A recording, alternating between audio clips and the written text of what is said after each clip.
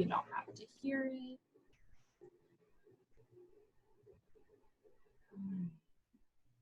Cool, well, welcome y'all. This is our July webinar as a part of the OE webinar series. I also want to plug some upcoming things going on with OE. The first one is our August webinar. I'm really excited about it. It was originally scheduled earlier this summer, but with fun pandemic life, things change and evolve. And I'm really excited about this upcoming webinar because it was actually one of our highly recommended webinars or presentations when we were in person at the conference. I was asking oh, what's your favorite so far? And it came up again and again. And I've been talking to Heather and she's been doing more research on this and is excited to flesh it out even more. So strongly recommend, if you're available and interested, check out that webinar, and the link is live on the website. So if you want to register for it now, you can. And then I also wanted to shout out that elections are still open to join the board. Briana, do you want to say anything about that? Yeah, absolutely. So we have a position for incoming chair. It's a 3-year term. That person this year would really mentor and learn. Next year would step fully into the chair role. And the 3rd year would be that warm call that the new chair could make if they were in a rut or needed some advice or needed some strategy help. And the 2nd position is for our co-director of the annual conference. So this person would work on a team with another director of the conference to strategize, to help get our contracts solidified with our vendors. So it would be a really good opportunity for someone who's detail oriented and excited to make some big plans for the conference. Thanks, Briana. And I just have to say, if any part of you, no matter how small, is it could be cool to be on the OE board, just go for it. This is the most supportive community that's growth oriented and just here to make sure you are being fulfilled and of service to your community in an energizing way. So definitely recommend that. And then also, if you want to propose a webinar, there's a form for that on our website you can always do. And we also record these webinars. So right now we are recording, and I will place this on YouTube, but you can also go look at any of the past webinars at this point as well. All right, well, I'm going to go ahead and dive in. So today we're talking about liberatory care. I'm Shannon Shivers. I'm the Director of Education here at OE, and I use she, her pronouns. And then I'll let my other 2 colleagues introduce themselves. Hello all, I am Terrie Quinteros. I'm the Interim Queer Resource Center Coordinator at the Southeast Campus for Portland Community College. Hi team, I'm Briana Stansbury. I use she, her, hers pronouns, and I coordinate the Multicultural Center at Portland Community College Southeast. So I'm really excited to be collaborating with these colleagues, and it's kind of a fun way to introduce ourselves a little bit more. I wanted us to be able to share some of the care strategies that we really love. So you can see me there with my cat Dax, and I just got this kitten a few months ago. It's my first real pet as an adult, and it's changed my life. I get so much good endorphins and chemicals in my body released from touching this cat, and it's everything. So strong recommend if you're considering getting a pet. And then, yeah, Briana, Terrie, do you want to share? I can go. So again, my name is Terrie, and I chose a picture of me doing one of the things I love doing the most during the summer, which is going out and picking fresh fruit. So here I'm picking actually Rainier cherries. Unfortunately, you can't see the mighty Mount Rainier that was right next to me as well in this particular spot. But some of the things that I really gather from this are, I say out loud and I think often how grateful I am that my great-grandfather came to Oregon as a migrant worker and that my parents followed after that, because I feel so incredibly lucky to live in such a beautiful state that offers so much regarding mountains and agriculture and the coast. And while I'm out picking fruit for fun and to share with people, it gives me a chance to recognize the hard work that my family has done and what they did for me to be able to have the life that I have. So I use all of that in bringing joy into my life. Thanks for sharing. Again, Briana, she, her, hers pronouns, and one way that I care for myself is by spending some quality time with my houseplants. You can see one right here. So getting some nice solitude with houseplants. Thank you both. All right, well, Briana, why don't you share a little bit about what's going on and why we're here? Yeah. So we started talking about this webinar in relation to all that's churning in the world, from a global pandemic that is disproportionately affecting Black, Indigenous, and people of color, wreaking havoc on communities, from people's bodies and the way this pandemic is manifesting to folks' livelihoods, their jobs, to people's ability to engage in their lives and in their communities in the same ways that they did before. We started talking about this webinar in relation to the continued violence and systemic oppression of Black and Indigenous peoples and the upticks in violence exerted by police forces across the nation as folks evoke their rights to protest, to express rage and to express grief, and to call for accountability and justice. There's a lot going on in the world right now, and more than ever, there is need for sustained action and sustained impact. And how do we do that? How do we continue to show up in our communities for the accomplices and allies on the line? How do we continue to do the intentional and challenging and accountable work as accomplices and allies in the fight? How do we grapple with continued change and continued challenge? And how do we show up for ourselves and our collective liberation? So this isn't the only answer, but caring for ourselves and caring for our communities is part of how we sustain. We envision sharing together today some resources, looking at historical context and breaking open what self and community care can really look like. And so today that's what we'll be doing. And if we bop to the next slide, I wanted to share a quote, and I want to acknowledge that I love quotes, and a pet peeve of mine is when a quote of somebody's life's work is dropped somewhere without any context, and it really boils all of their time and energy and years of research and writing down to sort of 2 lines or something. And so I want to give a little context for this quote. Audre Lorde was a civil rights leader and activist. She's a writer, a feminist, a womanist, a poet, and she actively pushed against interlocking systems of oppression. She described herself once as a Black, lesbian, warrior mother. If you're looking for a place to start with her work, I highly recommend purchasing or putting on hold at your local library the book Sister Outsider. This particular quote is from her publication entitled A Burst of Light and Other Essays, in which she makes a call for us to build communities that nurture our spirit, which feels really apt for our conversation today. So I'll read the quote. It says, "Caring for myself is not self-indulgence, it is self-preservation, and that is an act of political warfare." This quote was really rooted for her and her identities as a Black, lesbian woman pushing against systemic oppression.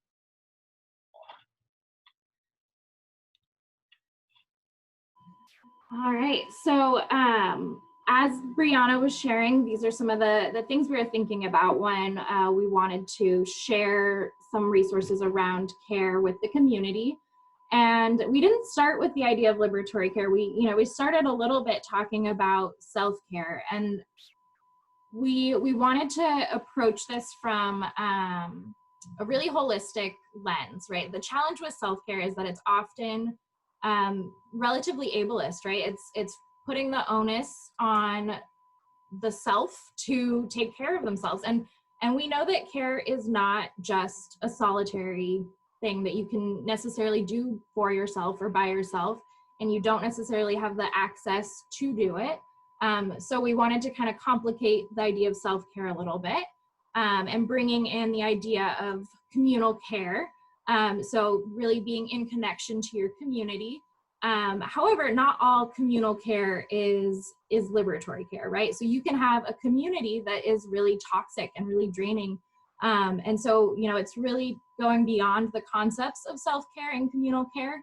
The other thing that will kind of come up throughout this presentation is the concept of numbing, right? A lot of times when we think of self-care, we're so exhausted that we're just watching TV or doing something where we don't have to really engage.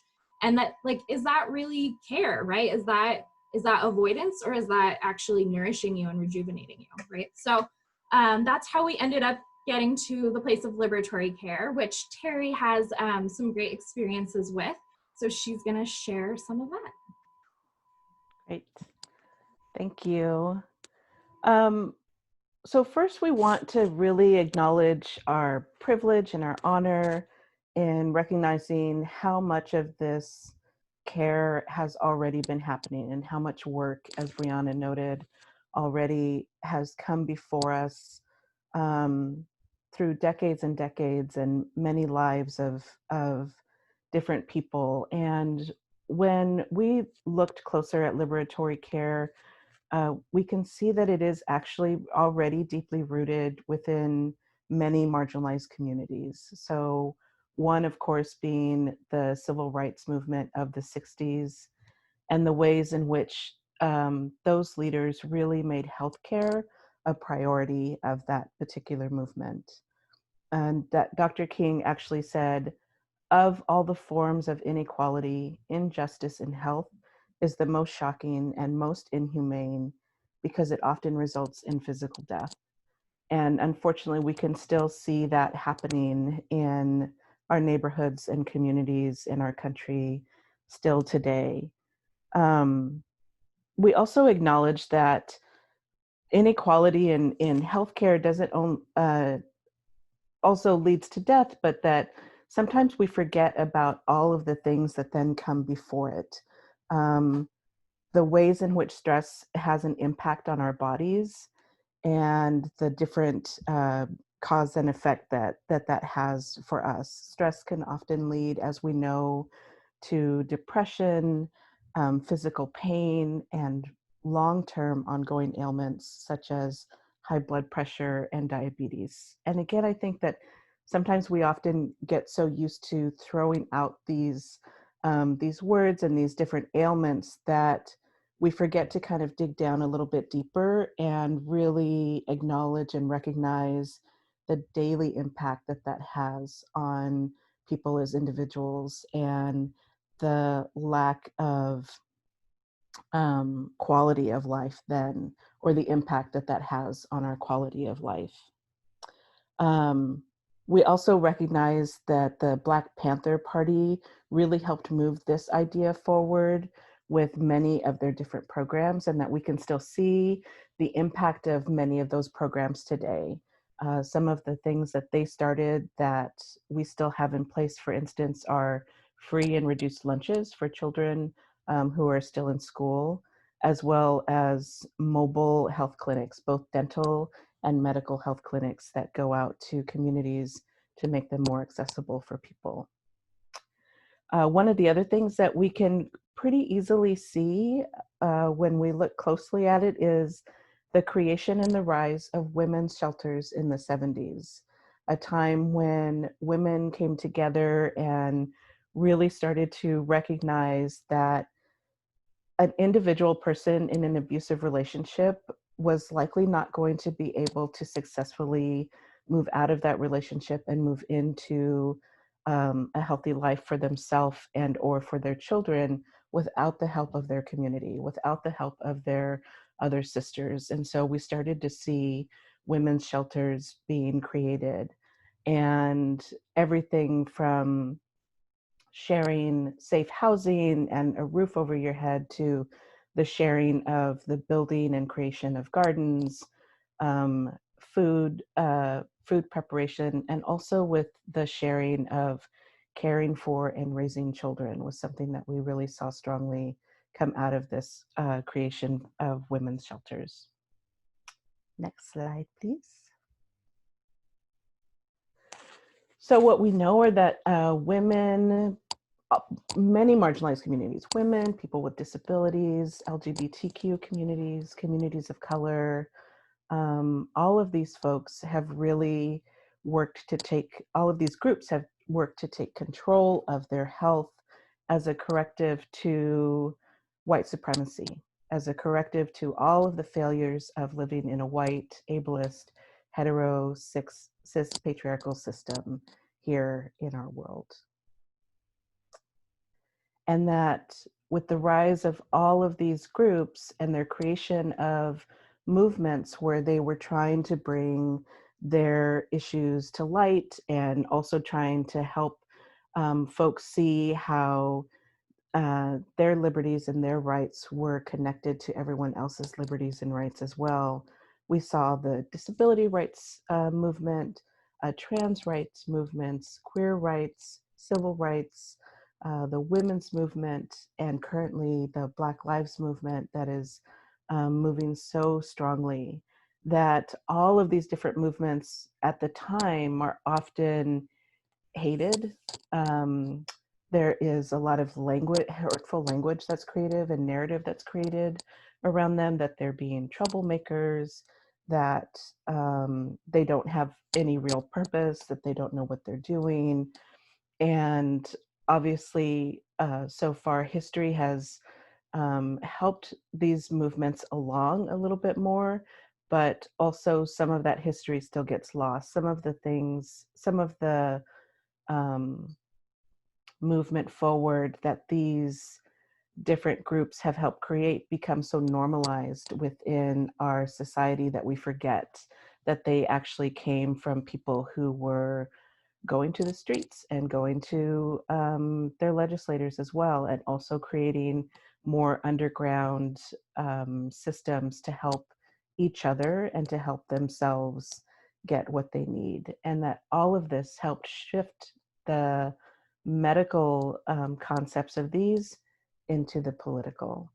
And that for many people, I think, depending on your family that you came from, what generation you belong to, that for a lot of folks we're often given the narrative that being political is bad. Again, that being a part of a movement is just being a rebel, and is just being someone who wants to shake up the system or yell about things, but doesn't really have an answer to what's going on.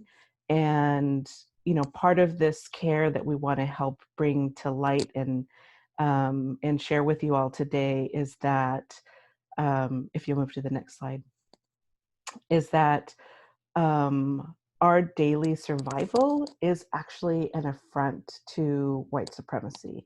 It is an answer to living in a white, ableist, cis, hetero patriarchy, and that our ability to not only survive but to thrive, again, is an affront to all of those pieces, and that we are already political, whether we recognize it or not, and that it's okay for us to take the pieces that we have been taught, that we've grown up with, and find what works well for us, to take in information from all of our colleagues and our siblings who are around us, who are also doing this work, and continually work to create something that works well for more and more people, so that we can continue this particular work.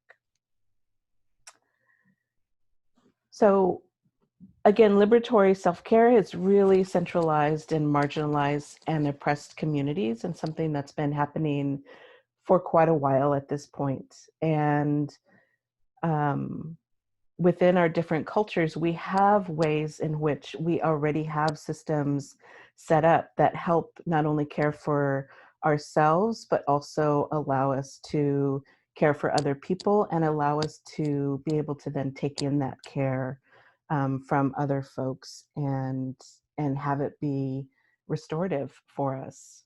And I used my two of my cultures here as examples. So within my Latinx culture, we have what are known as madrinas and padrinos.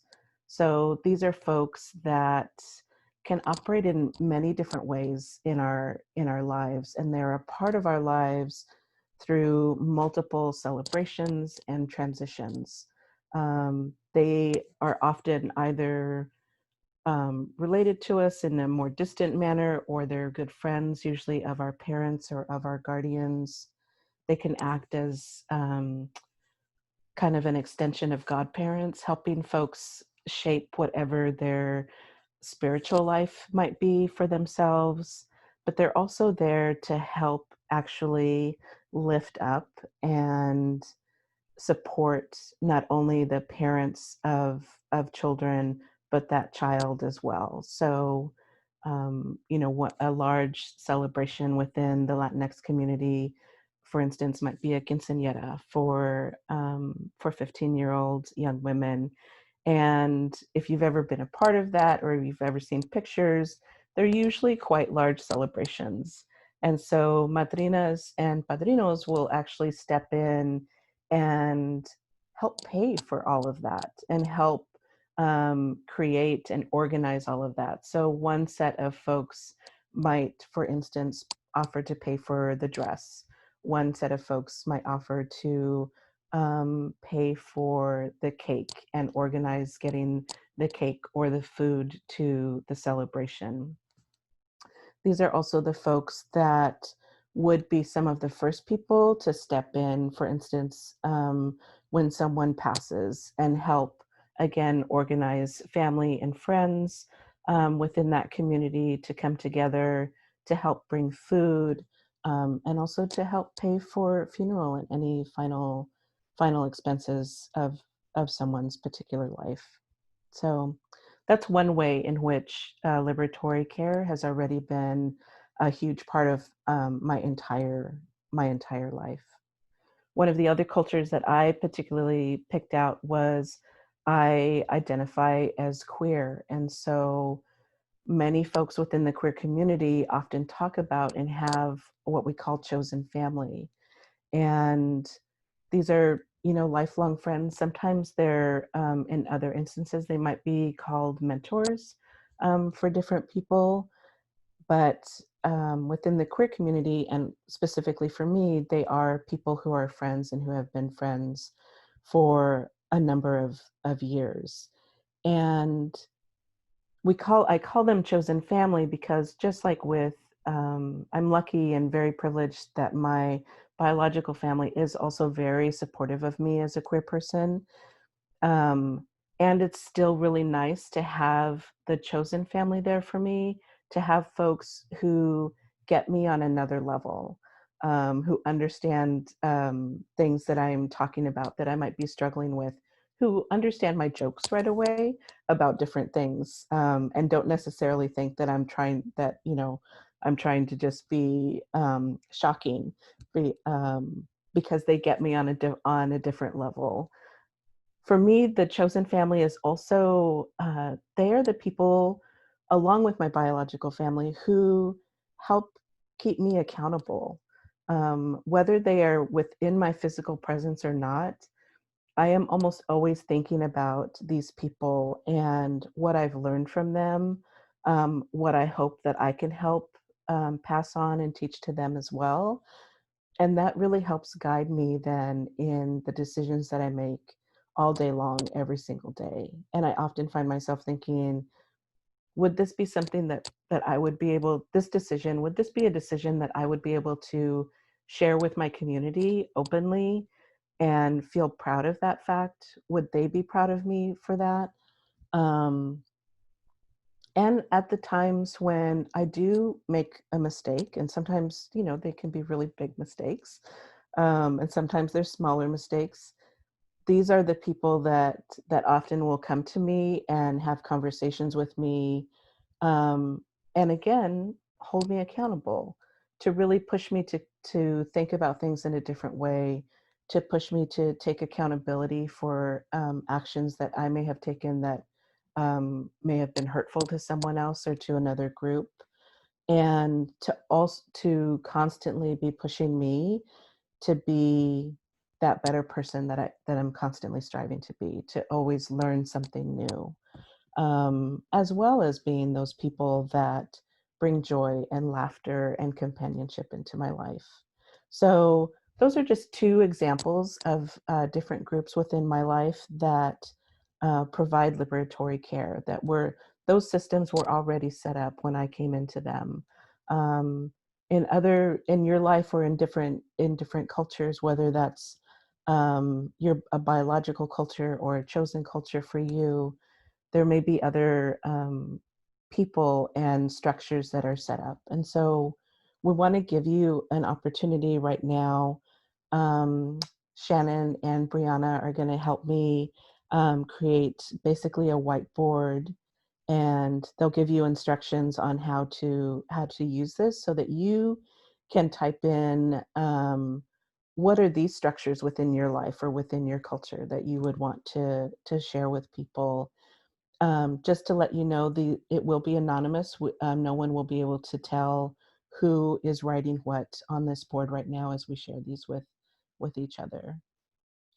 So folks will be able to write on the board by going to the top of the screen.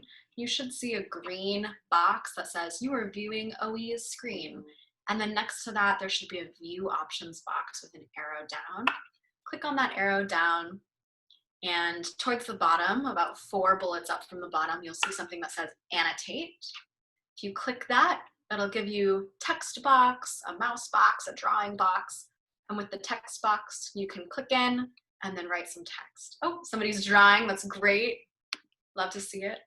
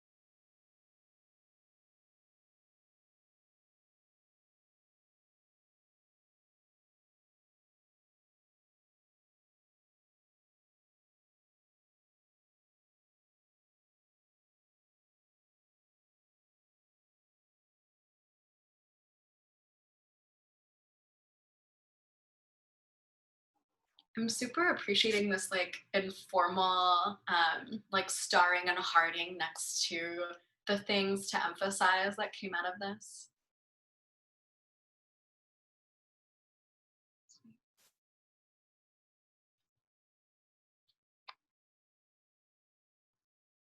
Terrie, is there anything else you want to say about this part of the slide before?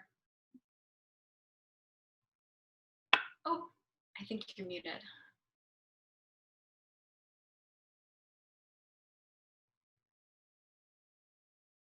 Oops, am I unmuted now? Yeah. I no, I was just giving a moment for folks to continue with their hearts and stars. I'm really loving all of these and people acknowledging like, oh yeah, I do that too.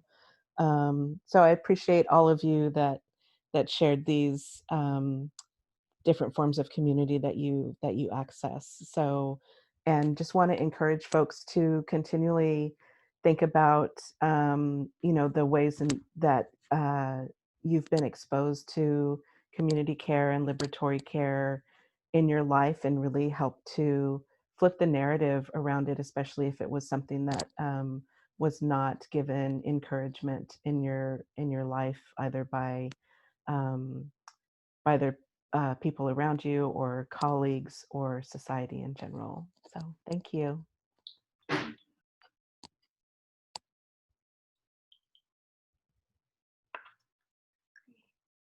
And Shannon, would you mind re-sharing slides? Thank you. Thanks, Terrie, for leading us through that tool too. I'm always really grateful for learning new things in this virtual platform. Absolutely. So I wanted to talk a little bit about how liberatory care is showing up in the Black Lives Matter movement, specific to Portland. So Portland is where I live, and I identify as a biracial Black person, queer person. And here are some, and I wanted to talk a little bit about mutual aid and about ways that communal care is showing up in the movement. So all of the following could be termed as mutual aid funds. Mutual aid is a voluntary reciprocal exchange of resources and services for mutual benefit. And so I guess I say that definition because I think that that is so liberatory, right? The voluntary reciprocal exchange of resources and services for mutual benefit. That means the community invests in itself, builds itself, and resists the idea that capital gain and capitalism, which perpetuate white supremacy, are the only ways for us to keep each other safe and nourished.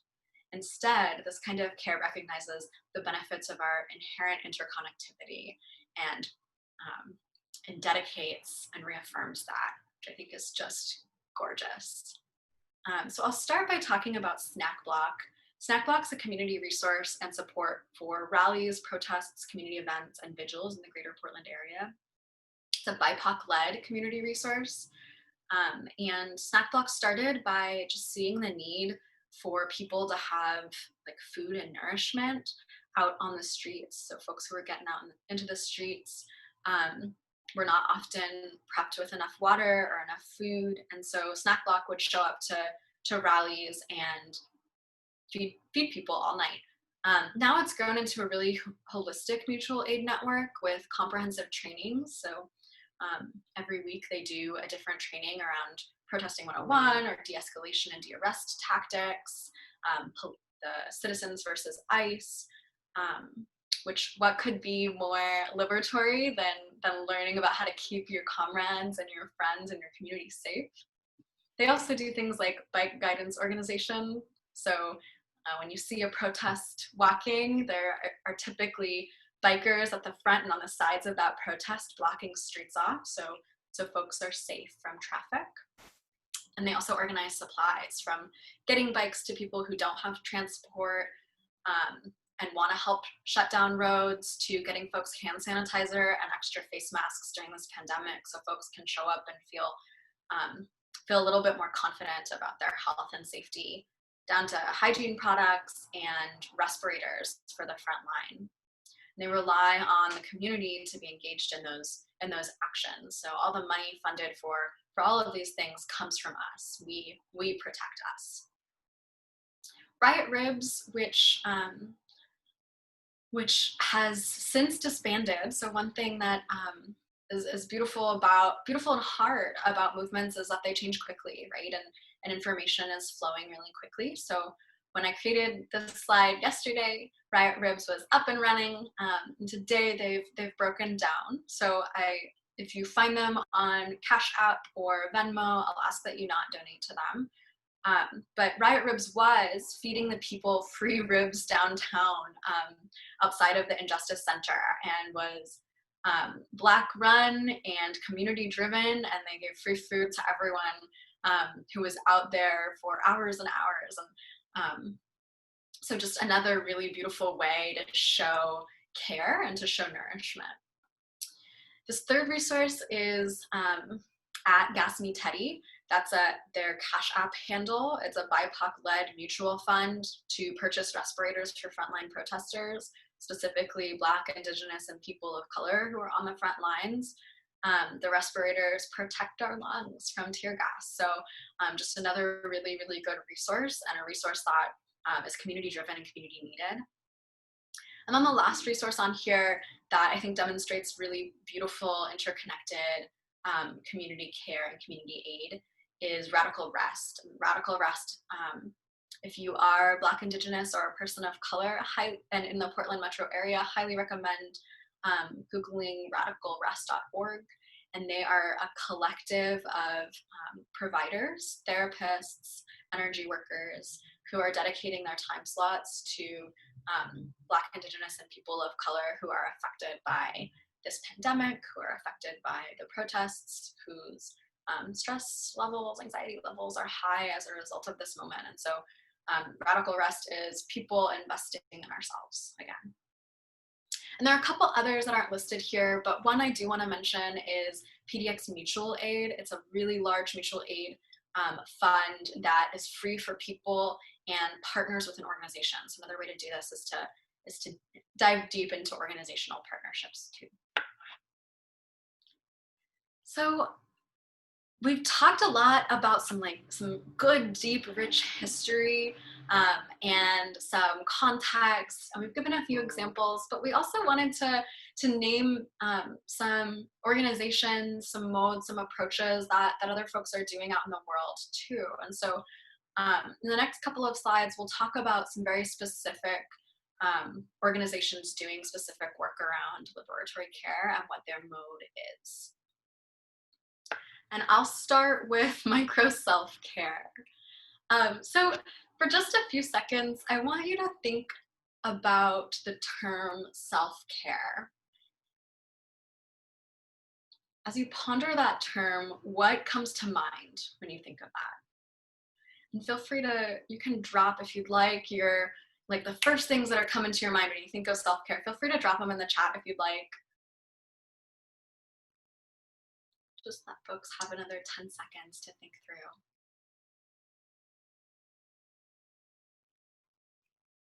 So often the media, self-love, rest, ooh, yeah, word. Me time, yeah, absolutely. Improving my mental and emotional well-being, yeah. Oh, these are so good. Organic greens, yum. Turning off my phone, oof, unplugging, that is so necessary, so necessary. Yeah. Gosh, these are great. Thank you. Feel free to keep sending them in. Getting off social media. Whew. Yeah, social media hiatus can be life-changing. So these are beautiful. Thank you all for participating. Feel free to keep going. Often the media, coupled with capitalism, tells us that self-care is buying that one really expensive thing that's going to make everything better, or chiseling out a lot of time to fill a bathtub, get the perfect bath bomb, and soak our bodies. And while a lot of people experience these acts as deeply nourishing, some significant drawbacks are clear, including the need for expendable cash, expendable time, and expendable resources. These things often hinge on capitalism and prioritize folks with wealth. And so this approach, micro self-care, this approach of really needing to have those resources, not time, hinges on, it splits self-care away from the workday. It says work is here and self-care has to happen when you have the time. That can't necessarily happen in your day. So what does micro self-care have to do with this? Micro self-care, it means to engage in small, nurturing habits in our daily lives that have a really big impact on our well-being. Advances in neuroplasticity underscore this successful strategy.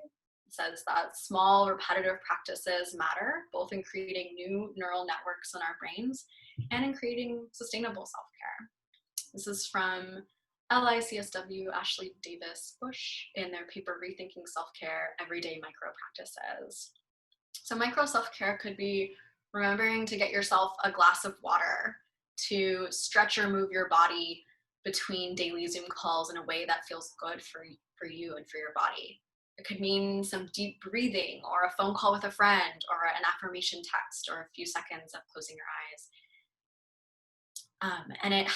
For me, this idea of micro self-care helps to take some of the pressure that I think is really present in the media around how we care for ourselves, takes the pressure off of that and normalizes that we can do micro self-care, we can care for our bodies all day long.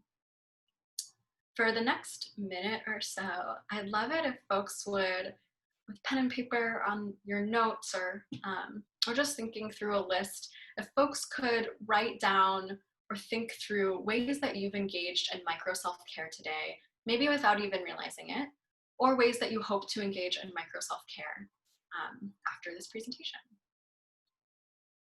And I'll give folks just about 30 seconds to think through. And if people would like to drop micro self-care into the chat, I know some people have already written in, but feel free to keep going if you'd like.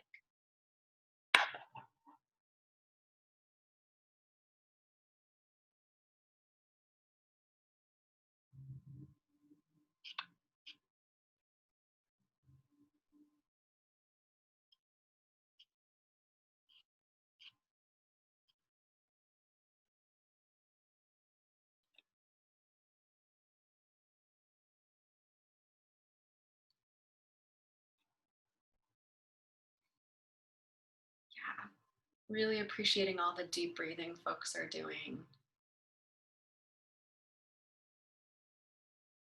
Yeah, the heat is no joke here in Portland.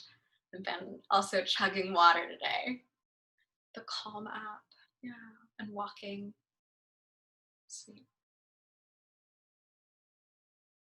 I'm going to the bathroom regularly. Eating when I'm hungry. Listening to your body. Yeah, oof, yeah, these are so good. Thank you all. Feel free to keep dropping them in, but we can move from this slide now.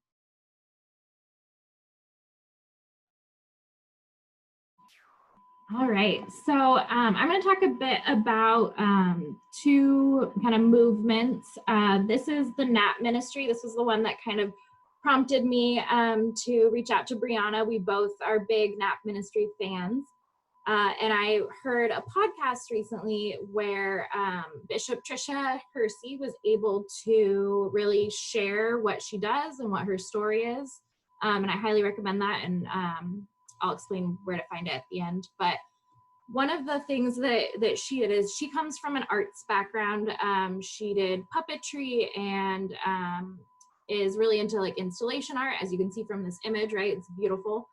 And that's where kind of she started. And then she ended up getting a master's degree in divinity and was able to really continue exploring some ideas around rest. One of the things that she was doing was reading about African-American enslaved people in this country who were required to work 20 hours a day without rest. And so that was really able to put in stark contrast with the idea that we can't rest and how important and revolutionary it actually is to rest when you have this kind of generational trauma and history. So that was kind of a big thing. She brought in Cotton too to see like physically and viscerally like what was it they were doing, how much were they picking each day, and to really encourage folks to rest. And so she started doing, she was sleeping around campus all the time anyway, because she was needing rest. And out of that kind of grew this NAP ministry of hers. And she's hosted many group naps as a community. And she started a whole organization around it in her home state. I can't remember exactly where it was. I think it's somewhere in the South. And they offer rest coaching. So they'll do practice where you interact with text and music and poetry and silence and meditation and prayer and collective dreaming, to empower bodies and minds within self-care and self-reflection, and also to kind of build community, right? If you're in really liberatory communal care and self-care, if you are napping with your community, right? And so she creates these spaces that are these really safe, comforting places to really reprioritize rest. So that is in stark contrast with the culture that we are immersed in, which is very busy. So if you are comfortable throwing in the chat, what ways does your current work in activism or in higher education glorify busy culture? Give you a chance to think about that, brainstorm and share.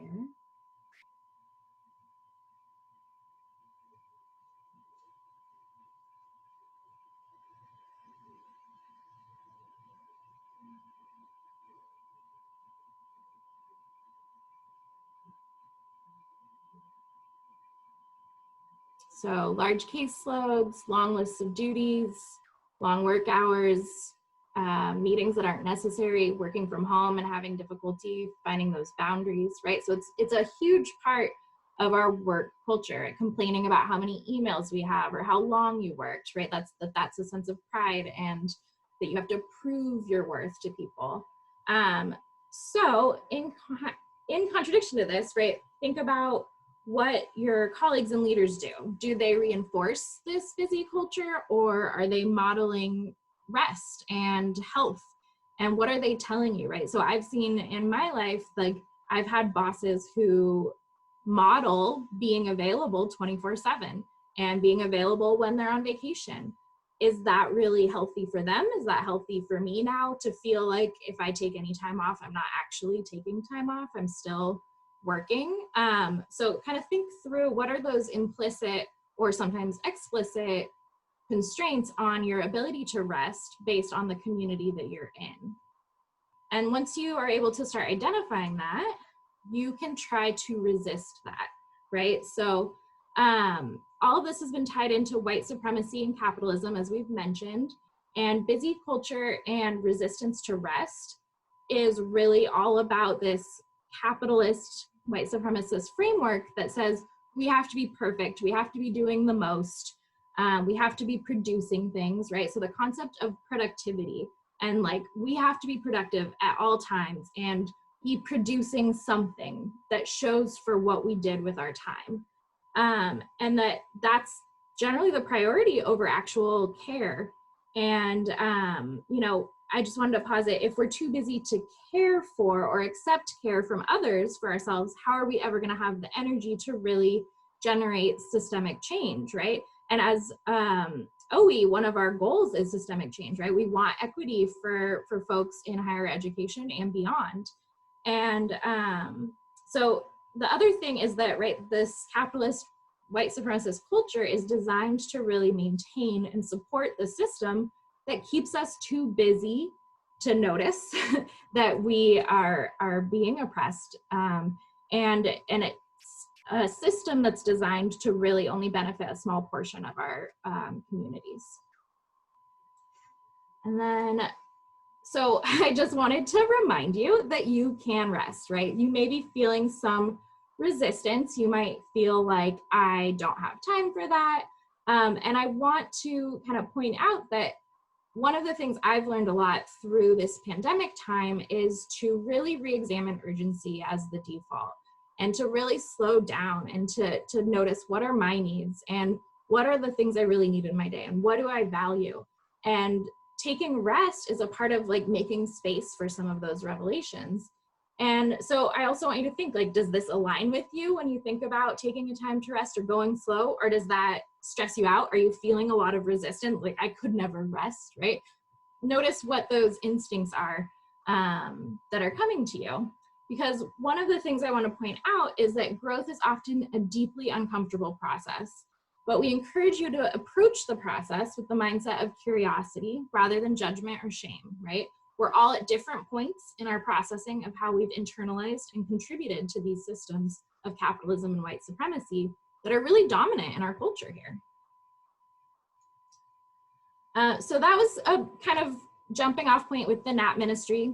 Amazing, definitely recommend them. The other thing I wanted to talk about was pleasure activism. So Adrienne Maree Brown has a book called Pleasure Activism where she talks about this. And this is a way to kind of go beyond just rest and to really put pleasure at the forefront. And she also draws a lot from Audre Lorde, who Briana mentioned. Adrienne Maree Brown is a writer, so these are going to be a little more text-heavy slides coming up because I couldn't not share the beautiful way she writes about these topics. And she's also an activist, a doula. She works in somatics. She does all sorts of nonprofit and activism work. So she's definitely a great person to follow and be aware of. And so one of the things that she talks about is that busy culture and that glorified suffering that I was mentioning. So the key here is, she says, stop equating suffering with a part of how we do our justice work, which it feels like we do now. It's like you have to be suffering all the time, right? So highlighting that busy culture. And that's not actually a good long-term survival strategy.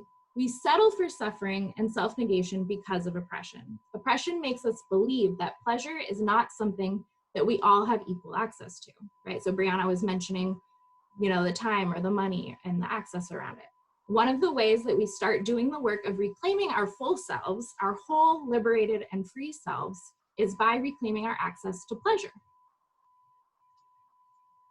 So to kind of break down the idea of pleasure activism, we have the focus on pleasure as a way to reclaim ourselves and our liberation, right? And to really advocate, especially for marginalized populations, to have pleasure in their lives and to value that, and to say as a community that that is important. And that is really liberatory, as Terrie was mentioning, right? This is a way of fighting white supremacy, is to rest, actually, and to engage in pleasure. And then the other aspect is, you know, seeing how activism can be a pleasurable thing that you do. It can be generative, right? So this webinar, it sounded stressful to put one together, but doing it with these wonderful colleagues is actually really energizing and pleasurable and fun, right? So what are the things you can do in your life to realign with pleasure? So again, this is one of the text heavy ones. I tried to bold some of the key points, but it's very rich. So she shares that reclaiming our full erotic aliveness is a core piece in recovering from acts of oppression and marginalization. If you don't make that initial connection, it's really hard to not see pleasure as a guilty thing you're doing on the side, right? So if we're so entrenched in busy culture, we feel guilty if we're resting or engaging in pleasure. And when we do get to experience pleasure, a lot of times it rides the same line as capitalism. If you're super successful and fall within norms in certain privileged areas, only then you get to experience pleasure. So again, tying to that self-care piece that Briana shared. In order to feel pleasure, you have to feel the whole breadth of your emotional spectrum and how to communicate your needs, right? So it's important to really truly engage. We're not talking about numbing. We're talking about really feeling your feelings and being who you are. There's an aspect of it that's also about surrender.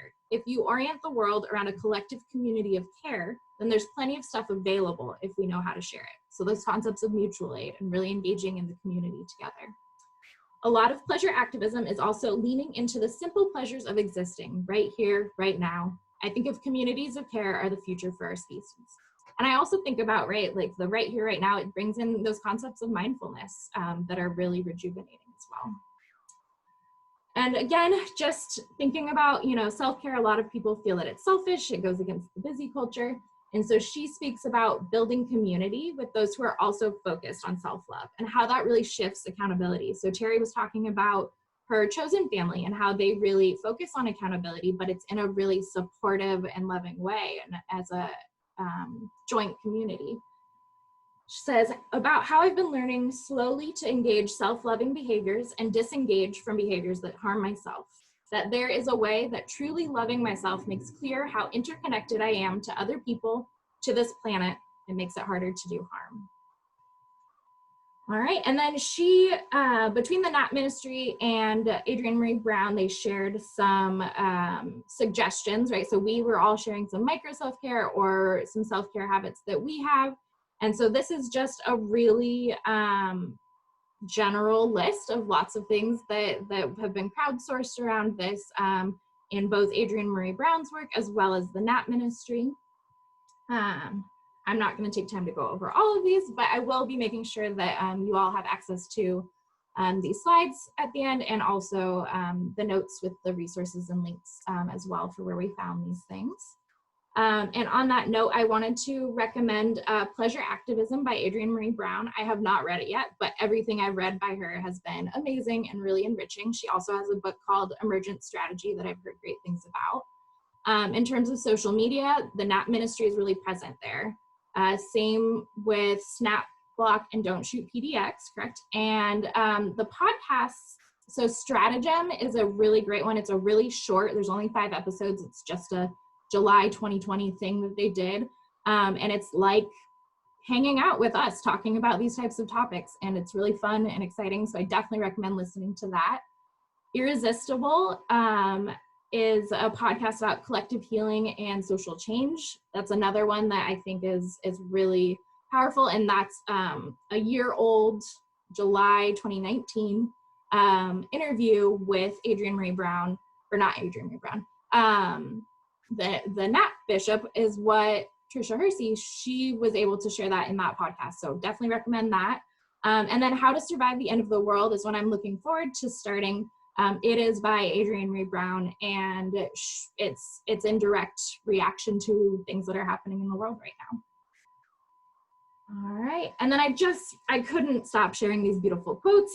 So another one from her is, I am obsessed with how love and joy are the actual tools we need to move against the culture of fear and scarcity. And it looks like we've got just about 5 minutes. So if anyone would like to ask questions, you're welcome to do so in the chat, or you can share a video or audio and ask that way. We're happy to answer anything that you might have on your mind.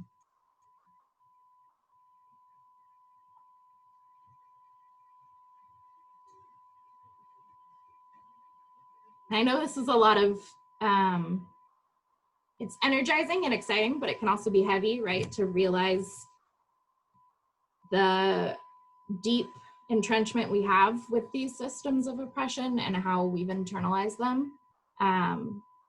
So again, it's definitely can be really uncomfortable, but it's also very liberating and joyful, especially if you can really reassess your community and be in community with other folks who are prioritizing your care and your rest and your pleasure, right?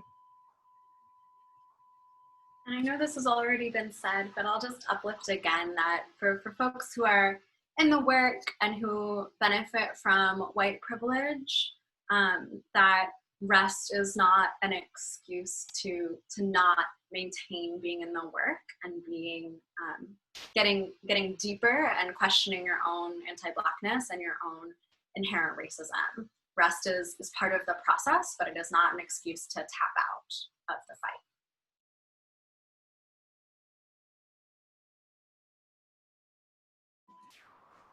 Well, it's not looking like we have many questions. Terrie, do you want to, any last words you want to share with the group? No, I just wanted to say thank you, Briana, for stating that and putting yourself out there like that. And yeah, I don't have any last minute. It looks like we do have a question in the chat. Yeah, so it says, I sometimes find myself reinforcing busy or white supremacy culture with colleagues, which they've been addressing within themselves, but it can be challenging due to perceived inequities around expectations of productivity between men and women, with men being permitted to be less productive. And how do we address that? And I think that can also be expanded really well to other marginalized populations, right? Like for Barack Obama to become president, he had to be the most. You know, and so it's definitely something we face. I don't know, Briana, Terrie, do you have any recommendations?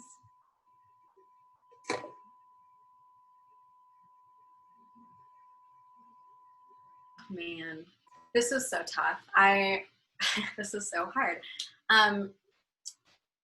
Yeah, I mean, if there is any sustained pro-dev as a long-term strategy that your team can engage in around white supremacy culture in general, I think sometimes we take office culture and we don't deconstruct it, and we don't look at senses of urgency and perfectionism and how those things are tied to white supremacy. So even beginning those like very basic foundational conversations with your office could be helpful. I also just want to acknowledge that, yeah, that fight is really tough and really hard and really constant for folks with marginalized identities, and I'm sorry, it's tough stuff.